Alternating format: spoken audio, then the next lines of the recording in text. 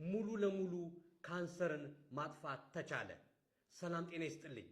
አዎ በጃፓን ሀገር ባህር ዛፍ ላይ የሚኖሩ እንቁራሪት ባክቴሪያዎችን በመጠቀም ሙሉ ለሙሉ ካንሰርን ማጥፋት ተችሏል።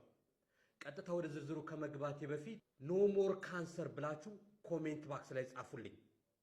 እንደዚህ ጠቃሚ የሆነ ኢንፎርሜሽን እንዲደርሳችሁ መር ምልክቷን በመጫን ፎሎ አድርጉን።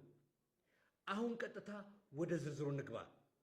የጃፓን ሳይንቲስቶች ጃፓን ሀገር የሚገኝ ባህር ዛፍ ላይ የሚኖሩ እንቁራሪት ባክቴሪያን በመጠቀም በካንሰር የተያዙ አይጦችን አንዳንድ ሰዎች ካንሰር ሲባል በጣም ይፈራሉ፣ ይደነግጣሉ። ካንሰር እንግዲህ የእርሱ ህመም ካንሰር ነው ተብሎ ሲነገራቸው በጣም የመደንገጥ ስሜት፣ የመፍራት ስሜት ይከሰታል። ይሄ ለምን ይሆናል? ዶክተር ዘላለም አሰፋ ነኝ። የአንጀት ካንሰርና የአንጀት ልዩ ልዩ ደዌዎች ሰብ ስፔሻሊስት ሐኪም። ፊንጣ አካባቢ የሚከሰት ፊስቱላ፣ ኪንታሮት፣ የፊንጣ መሰንጠቅ ወዘተ ደዌዎች ሰብ ስፔሻሊስት ሐኪም፣ ተባባሪ ፕሮፌሰርና በጤና አማካሪ ነኝ። እንግዲህ ብዙ ጊዜ ሰዎች የካንሰር ህመምተኛ ኖት፣ የካንሰር ህመምተኛ ነህ፣ የካንሰር ህመምተኛ ነሽ ሲባል የመደንገጥ የመፍራት ሁኔታ ይታያል።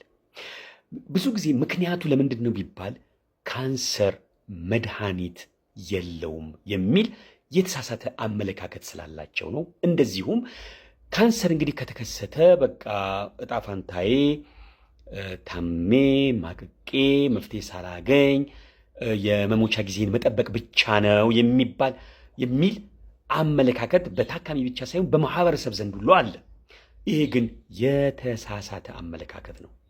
በመጀመሪያ ደረጃ ካንሰር ሲባል እንግዲህ አንድ ሰው የካንሰር ታማሚ ነህ ከተባለ መጀመሪያ መታወቅና ማወቅ የሚገባን ደረጃው እንግዲህ የካንሰር ደረጃዎች ደረጃ 1፣ 2፣ 3፣ 4 ተብሎ ይከፈላሉ። እዚህ ጋር ጥሩ ዜና ብዬ የምገልጸው ምንድን ነው? ደረጃ 1፣ 2፣ 3፣ 4ም ይሁን እያንዳንዱ ደረጃ እንደ ደረጃው ሕክምና አለው። ለምሳሌ ደረጃ 1 እና ደረጃ 2 እንግዲህ ሕክምናዎቹ የተለያዩ አይነት ሕክምናዎች አሉት። ደረጃ 1፣ 2፣ 3፣ 4 ብለን ስንል የተለያዩ አይነት ሕክምናዎች ሊሆኑ ይችላሉ። አሁን ለምሳሌ የቀዶ ሕክምና አለ፣ የጸረ ካንሰር መድኃኒት ሕክምና አለ፣ የጨረር ሕክምና አለ። እንዲሁም በሌሎች ዓለማት ደግሞ ሌሎች ዘመኑን የዋጁ የሕክምና አይነቶች አሉ። ነገር ግን ምንም ይሁን ምንም ለሁሉም ደረጃዎች ሕክምና አላቸው።